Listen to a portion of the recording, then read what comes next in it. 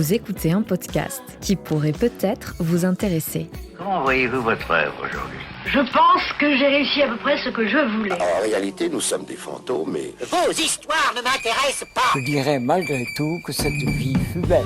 Fleur de cactus est un podcast qui explore l'impermanence avec audace. Tout change, rien ne dure, tout a une fin, tout est recommencement. Accepter la mort dans tous ses états, tel est l'apprentissage de toute une vie pour vivre sereinement.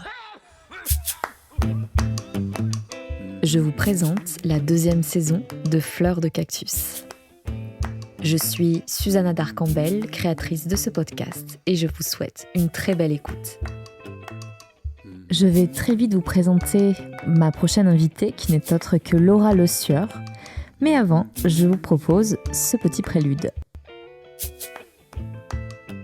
Avez-vous déjà lu L'Alchimiste de Paulo Coelho ? Sûrement en avez-vous déjà entendu parler, car c'est un des livres les plus vendus au monde ces dernières décennies et a hissé au rang d'écrivain de renommée mondiale Paulo Coelho. L'Alchimiste est un conte philosophique à propos de l'accomplissement de notre légende personnelle.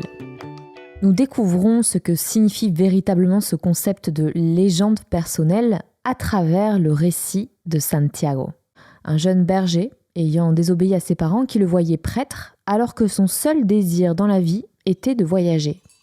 Il est donc devenu berger, vivant à la belle étoile et s'adaptant au rythme de la transhumance.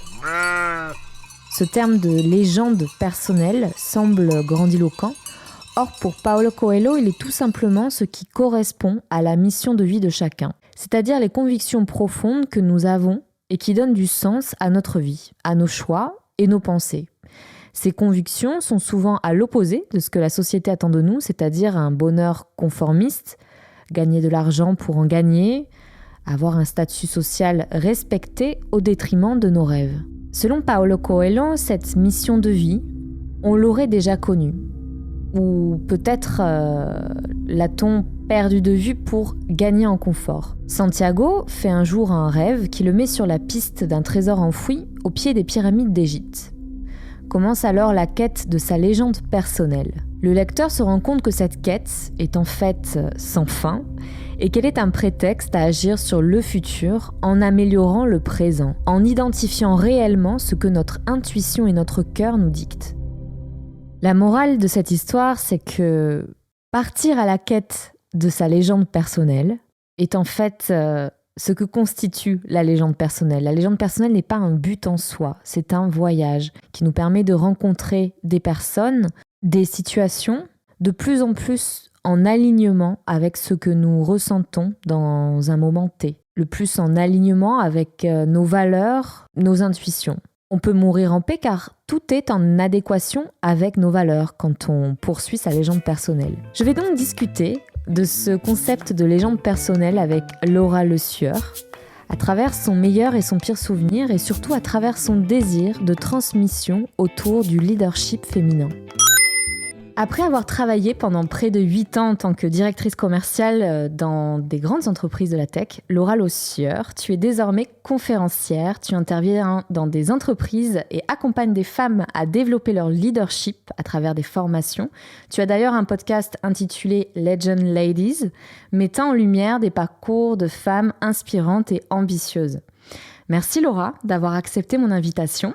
Merci à toi, Susanna. Ravie d'être là. Avant d'entrer dans le vif du sujet, j'aimerais aborder avec toi la notion de légende personnelle qui est au cœur de ton podcast. Est-ce que tu pourrais nous expliquer ce qu'est la légende personnelle à tes yeux ? Oui, bien sûr. Alors, c'est vrai que c'est un concept auquel j'ai à la fois longuement réfléchi et qui s'est comme presque imposé à moi, finalement, comme une évidence. C'est pour ça que j'ai appelé mon entreprise Legend Daily, donc accomplir sa légende personnelle au quotidien. Et effectivement, le podcast qui s'appelle Legend Ladies, comme tu l'as dit. Pour moi, la légende personnelle, c'est tout simplement déjà la quête de sens, la quête d'un alignement entre ce qu'on pense, ce qu'on dit, ce qu'on fait, ce qui est très difficile à avoir au quotidien. Et finalement, la légende personnelle, c'est cette conviction que j'ai eue et qui m'a poussée à quitter le salariat en tant que directrice commerciale pour lancer le podcast et mon entreprise. c'est cette conviction que j'avais envie de partager aussi aux autres, cette intime conviction quelque part, de se dire que on a toutes et tous la capacité de construire la vie que l'on souhaite avoir, c'est-à-dire la vie qui va être alignée avec nos valeurs, avec nos envies, avec notre intuition également. Je crois beaucoup au sujet de l'intuition. Et donc voilà, c'était simplement le fait de se dire on a la capacité de pouvoir chaque jour déployer notre potentiel et de faire en sorte que chaque jour compte. C'est un petit peu ça. Et merci pour ta question, parce que les gens personnels, ça peut vite paraître, quand on l'entend comme ça, quelque chose de très grand, de très ambitieux. Et en fait, je crois que même si cette vision ambitieuse est importante, ça se matérialise au quotidien dans les petites choses. On dit le diable est dans les détails. Je pense que la légende personnelle, on la construit sur chaque petite décision, chaque petit choix qui font en fait la somme d'une journée, d'une année et d'une vie. Tu parles justement de petites décisions au quotidien. Est-ce que tu t'es inspirée de Paulo Coelho pour étayer ta vision du leadership féminin ? Oui. Parce qu'il a écrit L'Alchimiste et c'est lui qui a exposé cette notion-là. Je crois même que c'est lui à l'origine de ce terme de légende personnelle. Oui, complètement. C'est exactement ça. Je l'ai, très sincèrement, je l'ai pensé et après, je l'ai rattaché à L'Alchimiste que j'avais lu, je crois même 2 fois. Et c'est un petit peu comme Le Petit Prince, ce livre. Je trouve qu'il faut le relire souvent. Ça doit faire 5 ans que je l'ai pas lu d'ailleurs. Il faut le relire souvent parce que en avançant dans la vie, tu comprends des choses que tu n'avais pas compris à la première ni à la deuxième lecture. Et oui, complètement, en creusant le concept effectivement de légende personnelle, je me suis rendu compte que c'était tout à fait dans le fil directeur de son livre et que c'était quelque chose que je crois qu'il est le premier à avoir conceptualisé. Tout à fait. Enfant, savais-tu déjà quelle était ta légende personnelle ? Quelque part dans ton intuition intime ? Je pense que j'avais le moteur de ma légende personnelle. J'avais pas encore, et je vais t'expliquer la différence pour moi, j'avais pas encore mis le doigt dessus, mais j'avais le moteur. Quand je dis j'avais le moteur, c'est que j'avais déjà en moi une sorte, je pense qu'on en reparlera, mais une sorte d'urgence existentielle qui me pousse et qui me poussait, je pense, à profiter de chaque instant du mieux que je le pouvais. J'avais pas mis le doigt exactement sur le comment je pouvais le matérialiser, tout simplement parce que j'ai fait un travail d'introspection peut-être il y a maintenant 4-5 ans, je dirais, où tu sais, j'ai essayé de mettre le doigt sur ce qu'on appelle l'ikigai, qui est pour les Japonais la raison d'être. C'est un des exercices pour trouver son chemin, sa raison d'être. Et tu sais, c'est ces cercles entre ce pourquoi tu es doué, ce que tu aimes faire, ce qui peut te ramener de l'argent et ce dont le monde a besoin. Et donc, le point commun... Et trouver la convergence, en fait, de tous ces facteurs. Exactement. Et moi, je me suis dit, j'ai mis le doigt en faisant ce travail, en me replongeant aussi dans ce que j'aimais faire enfant, dans ce qui me plaisait aujourd'hui, dans les qualités qu'on pouvait m'attribuer. J'ai recoupé un petit peu tout ça et je me suis dit que c'était l'expression et l'expression orale plus particulièrement, donc une envie de transmettre et notamment de transmettre des convictions comme celle de la légende personnelle.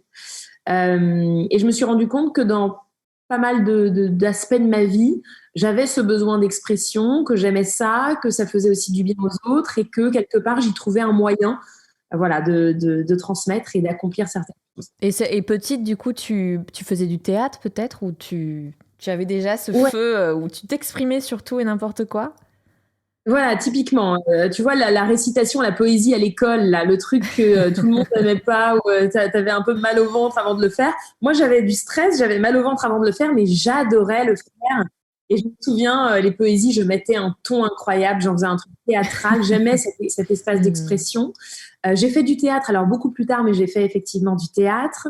J'ai participé à des sports où il y a aussi un lieu d'expression du corps qui est important. Donc oui, et puis enfant, j'étais clairement le clown aussi. J'adorais faire des blagues de tout genre. Donc oui, j'ai toujours été avec cet ADN-là depuis longtemps. Est-ce que dans ton entourage proche, dans ton horizon culturel aussi peut-être, tu avais une figure féminine qui t'inspirait ?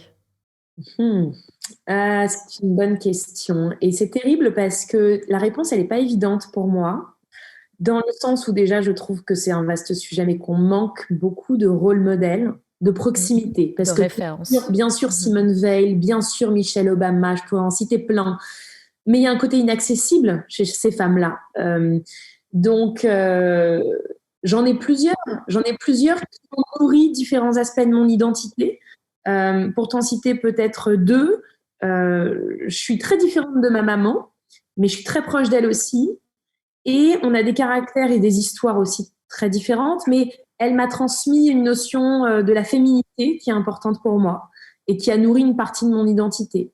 De l'autre côté, ma grand-mère paternelle, qui était d'origine très modeste, qui passait son temps dans sa cuisine, tu vois, à l'époque, mais qui quand même avait en fait beaucoup de force, beaucoup de puissance, mais qu'elle ne montrait pas forcément parce que l'époque était différente. A posteriori, je me rends compte que ça a été une source d'inspiration importante aussi pour moi. Donc c'est plus, tu vois, certaines parties de femmes qui m'ont entourée, mais j'ai pas un modèle en particulier qui s'est détaché, qui m'a inspirée, tu vois. Et tu parlais de féminité et comment tu réussis à définir ce qu'est la féminité, surtout quand tu parles de leadership féminin, parce que dans l'inconscient, on a tendance même à opposer les deux, comme si féminité ne pouvait pas être alliée à une puissance féminine ou à un leadership ancré. Et ben en fait, tu vois, quand tu me poses cette question, la féminité pour moi, c'est la puissance. C'est vraiment la puissance. Parce que effectivement, on pourrait se dire, mais non, la puissance, c'est plus un attribut d'homme, mais je crois pas du tout. Évidemment, on va schématiser, mais tu vois bien effectivement que le masculin est plus sur une logique de conquête même verticale, de hiérarchie, d'ascension, de quête de pouvoir. Donc on est vraiment dans une verticalité. La féminité, pour moi, c'est une puissance encore plus importante parce que c'est dans l'horizontalité. Et si on réfléchit quelque part, ce qui est vertical va se heurter à un moment donné à une certaine limite, à un certain plafond, alors que si tu regardes l'horizon, il n'est pas vertical, il est horizontal. Et l'horizon, il est infini. Et je pense que les femmes, on a une puissance qui est celle aussi de rassembler, de fédérer, qui est beaucoup plus importante que celle des hommes. L'idée, c'est pas de les opposer, et c'est complémentaire et c'est très bien comme ça. Et puis, on peut avoir de la puissance masculine quand on est une femme, et moi, j'en ai aussi pas mal. Et puis, on donne la vie, ça c'est biologique, et ce sera toujours le cas.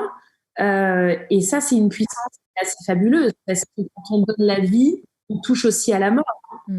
On dit d'ailleurs, les sages-femmes disent qu'une femme qui accouche, elle rencontre la vie et elle rencontre la mort. Ouais, il faut se lâcher pour pouvoir donner la vie, quoi. Il y a une petite mort qui a lieu. Oui, exactement. Et puis tu sais, en fait, quand on donne naissance à un enfant, on lui donne la mort quelque part parce qu'on met au monde un être qui va finir un jour par mourir. Alors c'est impensable quand on est maman, mais c'est la réalité. Ouais. Oui, mais c'est tout à fait juste ce que tu dis parce que il me semble qu'il y a Pierre Hadot qui a proposé des exercices spirituels stoïciens et qui a remis au goût du jour en fait le stoïcisme à notre époque. Bon, ça fait un petit moment qu'il a écrit ce bouquin, je l'ai jamais vraiment lu, mais on m'en avait parlé, j'avais entendu quelques bribes en fait de ce qu'il avait apporté à la radio. Et en fait, il expliquait que il faut que les mamans soient bien conscientes que quand elles donnent la vie, elles donnent la mort. Et que cet enfant-là, en fait, a une vie finie et qu'il n'est pas immortel. Et qu'il faut être conscient de ça dès le premier jour pour pas être dans l'attachement. Parce que, selon le stoïcisme, l'émotion, le désir peut être défaillant, mais la grandeur d'âme ne l'est pas. Donc, en essayant d'être toujours dans la vertu, dans le bien-penser, alors qu'est-ce que le bien-penser aussi, mais essayer d'être le plus objectif possible. Et donc, du coup, mais oui, c'est hyper intéressant ce que tu dis, c'est tout à fait ça. Et d'ailleurs, je me demandais, dans la gestion des obstacles, est-ce que tu crois, toi qui étudies toutes ces notions de féminin, masculin, est-ce que dans la gestion des obstacles ou peut-être des échecs, le féminin va avoir une manière différente d'aborder l'obstacle ou l'échec? Oui, je pense, pour l'avoir observé et effectivement étudié. Quelque part, les femmes ont tendance à avoir, pour des raisons sociologiques, d'éducation culturelle, Et puis aussi parce qu'on se fixe parfois nos propres limites, je pense qu'il faut le dire. On va avoir tendance à s'imputer un échec à soi-même. Alors qu'un homme va plus facilement aller au-delà, le traverser et puis pas forcément se dire c'est lié à moi ou c'est de ma faute ou c'est lié à une incompétence. Et inversement, quand on réussit des choses, et ça je l'entends, mais Susanna, je l'entends tous les jours, et j'en peux plus d'entendre cette phrase, et moi-même parfois je me réfrène pour ne pas la dire. Quand une femme va parler de son succès, on entend j'ai eu la chance de, j'ai eu la chance de ceci, j'ai eu la chance de cela. On le dit toutes et trop. Et c'est voilà, pour répondre à ta question, c'est le revers de la médaille, mais c'est vrai aussi quand on a des succès. Donc quand on a des obstacles, je pense que les femmes ont tendance à se les imputer un peu trop vite, trop facilement à elles-mêmes, quelque part être sensible aussi au jugement des autres, et donc peut-être à arrêter en cours de route, alors que finalement, tu parles d'échec, mais pour moi, le véritable échec, quand est-ce qu'on sait que c'est un échec? Pour moi, c'est un échec quand on arrête d'essayer. Parce qu'il y a que nous pour décider si c'est un échec ou pas. Tant qu'on n'a pas arrêté d'essayer, c'est un échec. Et si on arrête d'essayer, finalement, on peut aussi dire que c'est une expérience. Donc, ce discours interne, tu sais, qu'on entretient avec soi-même, pour moi, c'est ça qui est le plus difficile pour les femmes dans la gestion des obstacles ou des échecs. C'est ce discours interne. Et de la même manière, tu vois, je te disais, on passe notre temps à dire j'ai la chance de. Très souvent, dans la vie de tous les jours, on va s'auto-dénigrer dans le dialogue qu'on a envers nous-mêmes. On va se dire oh, quelle idiote, quelle conne, ou des petites phrases comme ça anodines, mais on ne se parle pas comme si on était notre meilleur ami. Et il faut aussi s'interroger, je pense, sur ce discours interne parce que il vient nous influencer. Mais tu as un peu répondu à ma prochaine question qui était en lien avec la légende personnelle. Justement, quel est le rôle de ces obstacles dans la construction de cette légende personnelle? Tout dépend en fait du regard que l'on porte sur ce qui nous arrive finalement. Oui, complètement. Tout dépend du regard que l'on porte. On ne peut pas maîtriser tout ce qui nous arrive. Ce serait totalement illusoire de dire ça. En revanche, on peut toujours maîtriser la manière dont on réagit à ce qui nous arrive. Et ça, c'est d'une puissance extraordinaire quand on comprend ça. Moi, tu sais, je pratique les affirmations positives le matin, chaque matin, par rapport au discours interne dont on parlait. Et l'une d'entre elles en ce moment, parce que j'en change régulièrement, c'est « Je suis responsable de mes pensées et de mes émotions ». Et quelque part, c'est vrai, c'est-à-dire que tout va dépendre du regard qu'on porte sur ce qui nous arrive. Et chaque obstacle, chaque échec, on peut le transformer. On peut le transformer en quelque chose qui va nous nourrir, en quelque chose qui sera pas forcément tout de suite. Quand on a quelque chose de difficile, évidemment, il faut accuser le coup. On a le droit d'être triste, on a le droit de pleurer, on a le droit d'avoir envie de baisser les bras, d'être déprimé. J'aime bien cette phrase de dire que derrière chaque échec ou chaque obstacle, peut-être se cache la chance de demain ou l'opportunité de demain. Tu vois, il y a un principe qui est celui de l'échec différé. Ben, peut-être que ton échec d'aujourd'hui, en fait, c'est une porte qui s'ouvre vers une chance de demain. Et je prends cet exemple parce que c'est une anecdote qui est arrivée à des amis. Une amie qui va louper le train qu'elle devait prendre pour aller à un entretien pour le job de ses rêves. Et en fait, en loupant ce train sur le quai de la gare, elle aura croisé son futur mari et le futur père de ses enfants. Qu'est-ce qui se serait passé si elle avait été dans le train? Peut-être qu'elle l'aurait jamais rencontré, peut-être qu'elle l'aurait pas. Voilà, c'est un peu l'effet papillon, mais qui est pas toujours perceptible à l'instant T. Donc, je pense qu'il faut garder ça à l'esprit. Quel est le pire souvenir que tu as choisi de raconter aujourd'hui? Le pire souvenir, c'est celui en fin 2013. Je rentrais de 6 mois que j'avais passé au Brésil. Et je rentre à Paris et j'ai une douleur dans le dos à laquelle je prête pas forcément attention au début, mais qui est de plus en plus insistante. Donc, je finis par passer quand même quelques examens parce que c'est une douleur qui fait que je commence à avoir du mal à me lever, à rester debout longtemps, à me déplacer. Donc, c'est vraiment, ça devient de plus en plus conséquent. Et puis, je fais différents examens, on trouve pas grand-chose et je passe des radios, je passe des IRM. Donc là, tu sais, tu rentres dans un cycle pas très marrant où tu as mal, mais tu ne sais pas ce que c'est et tu vois de spécialiste en spécialiste. Jusqu'au 15e jour, je pense, où là, je vais voir un spécialiste. Je me souviens, c'était un matin dans la nuit à Versailles avec ma maman qui m'accompagnait. Et là, la personne me dit, bon, bah, on sait pas trop ce que c'est, mais peut-être que c'est un cancer. Donc évidemment, quand on entend ce mot, je pense que chaque personne associe directement ce mot qui fait peur à la mort. On entend Et tu avais quel âge là? J'avais 24 ans. J'avais 24 ans et donc voilà, il y a un potentiel diagnostic qui est posé et c'est le pire souvenir parce que paradoxalement, le plus difficile, ça a été de me rendre compte de la souffrance et je pense que je m'en suis rendu compte en fait a posteriori, mais de la souffrance que ça représentait pour mes proches, pour mes parents notamment, pour mes frères et sœurs, voilà.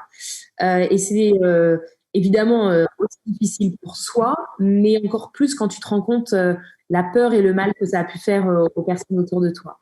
Donc c'est le pire moment parce que finalement, bah, tu sais, le cerveau limbique, qui est le cerveau de l'imaginaire, ne fait pas la différence entre le réel et l'imaginaire. Donc moi, pendant 10 jours, je me suis dit, j'ai peut-être un cancer à 24 ans et donc je vais peut-être mourir.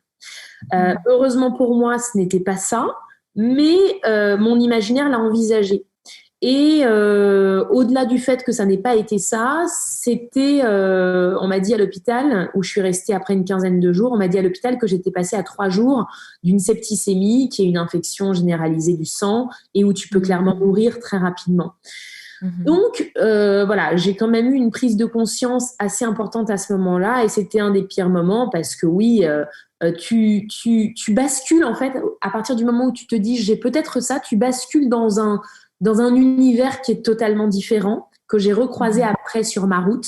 Et c'est un des pires moments aussi. Mais tu sais, cet instant où tu es dans la vraie vie, comme les autres gens, et en même temps, tu es dans un univers où tu es dans une dimension qui est totalement différente de ce que tu avais connu jusqu'alors. Bien sûr. Et très rapidement, il fait écho, tu vois, quand tu m'as interrogé sur ce pire moment, j'ai noté ça. Et en te parlant, je me rends compte qu'il fait écho à celui où, quand j'étais enceinte, on m'a dit que mon enfant avait peut-être une trisomie.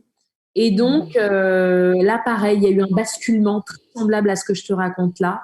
Un basculement dans une dimension où tu es dans le réel et en même temps, tu as basculé dans un univers qui est tout autre. Voilà. Donc, ça, c'est le pire moment, ouais.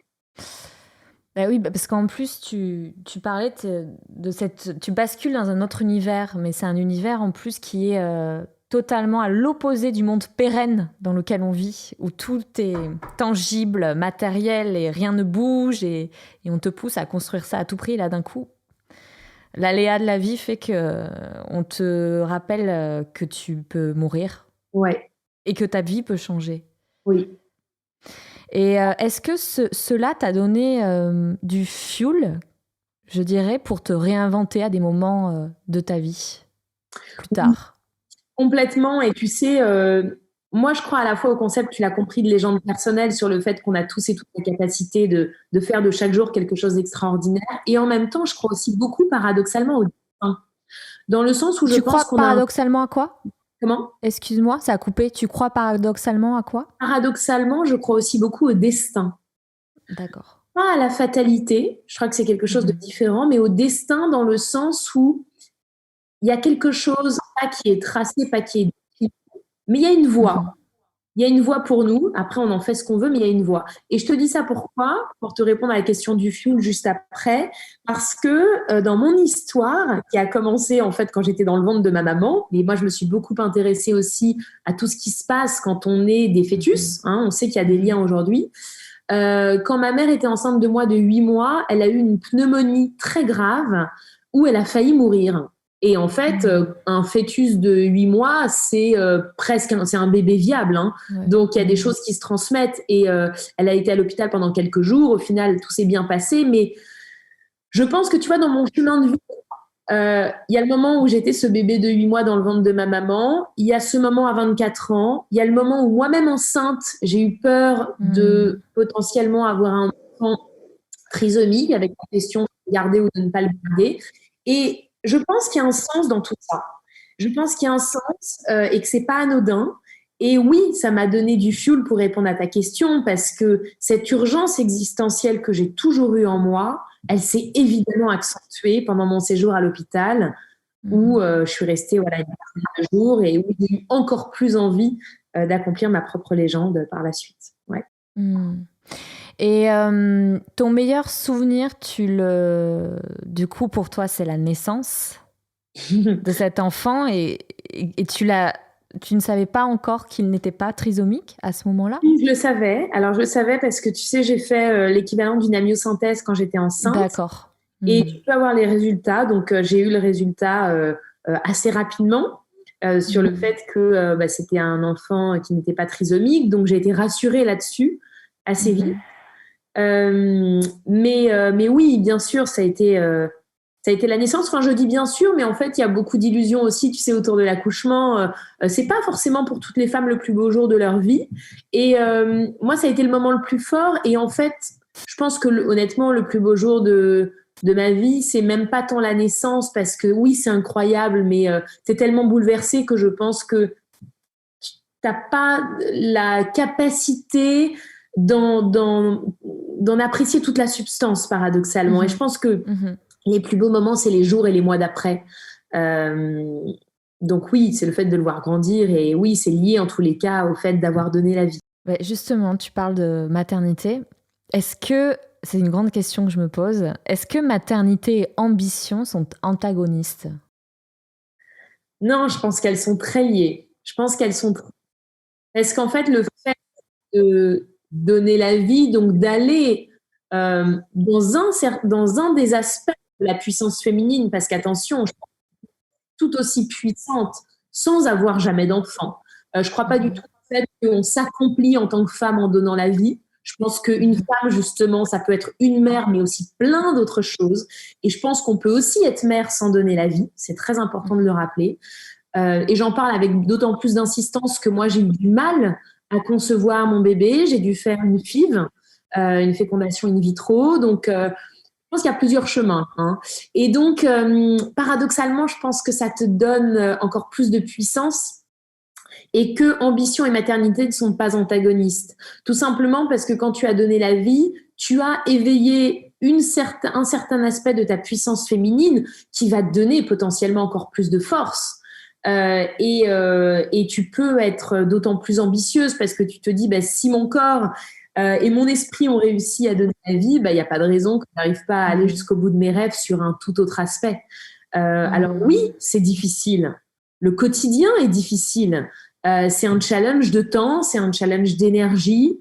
Et en même temps, tu vois, aujourd'hui, je suis encore plus ambitieuse qu'avant d'avoir eu mon fils parce que j'ai envie de le rendre encore plus fier, parce que j'ai envie de lui laisser un héritage immatériel encore plus important, parce que j'apporte encore plus d'importance au regard qu'il portera sur moi, parce que je me sens investie d'une responsabilité. Tu vois, il y a un horizon qui s'ouvre encore plus fort. Donc non, je pense que au contraire, ambition et maternité peuvent être cumulées et on n'a pas de choix à faire sur l'un ou sur l'autre. Pour prendre les bonnes décisions, ne faut-il pas sonder ce qui nous semble être justement la bonne décision? Ne doit-on pas déconstruire ce qui nous semble incarner la réussite pour taper dans le mille et identifier la réussite que nous voulons vraiment atteindre? Oui, c'est une très bonne question. Tu as raison, parce qu'aujourd'hui, les attributs de la réussite, ils sont quand même très genrés. Ils sont assez masculins, tu vois, le pouvoir, l'argent, le fait d'être visible. On parlait de verticalité, mais d'avoir une ascension sociale. Oui, je pense qu'il faut réinterroger les critères de la réussite pour définir ses propres critères de réussite. Et en même temps, deuxième partie de réponse, je pense qu'il ne faut pas trop paradoxalement s'interroger. Parce que tu sais, tu parlais de bonnes décisions. Moi, c'est mon père qui m'avait donné ce conseil il y a longtemps et il m'est resté et je m'en sers au quotidien. Je pense que la bonne décision, c'est celle qu'on prend. Point. Tu vois. Être capable de se dire la bonne décision, c'est celle que tu prendras. Tout simplement parce qu'il y a 1000 chemins. Et quelque part, on peut s'interroger, mais parfois les femmes, on a tendance justement à trop se prendre la tête sur est-ce que je dois prendre telle ou telle décision? Et tu sais, je ne sais pas si tu as remarqué ça, Susanna, mais parfois, avant de prendre une décision, on ne s'en rend pas compte, mais on va demander la permission. On va en parler, entre guillemets, mais en fait, on en parle à notre conjoint ou à nos amis ou à nos parents, mais on est en train de demander une validation.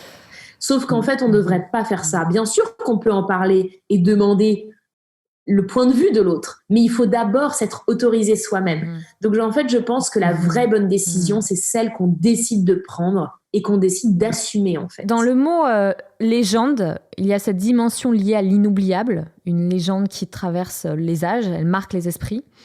Pour autant, peut-elle être différente selon nos transformations internes ? Tu peux danser avec ces transformations, mais peut-être que tu gardes l'essence en fait de ton moteur. Ce qui est lié à ton intuition. Donc, effectivement, pour prendre une décision, je pense qu'il faut réussir à écouter son intuition, ce qui n'est pas toujours évident. Et pour ça, je pense qu'il y a un bon point, c'est de passer du temps seul. Parce que parfois, on a tendance à beaucoup s'entourer et on ne s'entend plus parce qu'on ne prend pas le temps de s'écouter. Donc ça, c'est super important.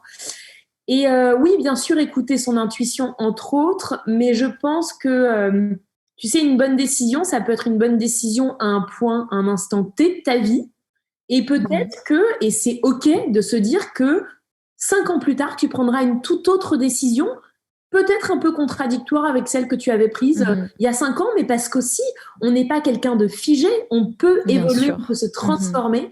Bien sûr que notre essence restera celle qu'elle est, mais on a le droit de prendre des décisions qui sont contradictoires avec celles qu'on avait prises il y a 5 ans. On est c'est l'impermanence que tu explores notamment dans le podcast, et c'est ça. Et je pense que c'est ce qui fait aussi la richesse d'une vie, c'est s'autoriser à avoir plusieurs casquettes, à prendre des choses, à prendre des décisions différentes d'un moment de vie à un autre, parce que on n'est pas la même quand on devient maman, on en parlait, que quand on est une jeune femme, que quand on a divorcé, que quand on n'est pas marié. Enfin, il y a plein de choses qui se passent et on peut vivre plusieurs vies dans une vie. Donc oui, je pense qu'on peut transformer tout à fait les décisions qu'on prend tout au long de sa vie, et heureusement. Je vous invite à écouter l'inspirant podcast de Laura Le Sieur intitulé Legend Ladies, que vous trouverez sur toutes les plateformes d'écoute. Je vous donne rendez-vous jeudi prochain avec un autre invité. Je suis tellement contente de pouvoir échanger avec ces profils divers et variés. Je crois que j'arrive petit à petit à tirer des fils d'Ariane pour mieux comprendre les tenants et les aboutissants de l'impermanence, mais pas que d'un point de vue philosophique, mais aussi d'un point de vue pragmatique. Et je crois que ça, c'est hyper important de pouvoir mettre à profit des théories philosophiques sur notre terrain qui est la vie. Je vous souhaite une très belle journée. Je ne sais pas où vous en êtes. Je ne sais pas où vous en serez quand vous écouterez ce podcast. En tout cas, vous pouvez suivre toute l'actualité de Fleur de Cactus sur mon compte Instagram, Susanna Darcambel, et je vous retrouve très bientôt. Merci pour votre écoute.